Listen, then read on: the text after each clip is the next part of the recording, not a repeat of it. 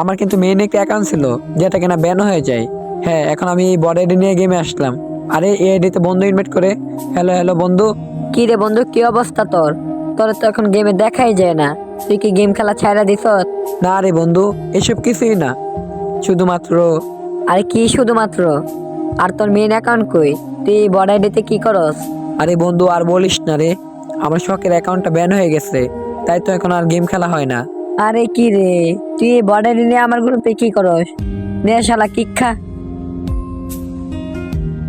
একে তো মন খারাপ, তার উপর আবার দেখি সামিয়া ইনভাইট করতেছে।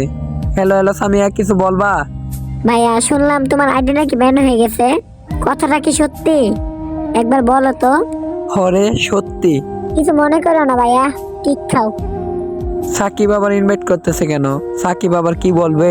আমার আইডির নাম্বার পাসওয়ার্ড আমি তোর হোয়াটসঅ্যাপে দিয়ে রাখছি। আইডি লগ ইন করে গেম খেল।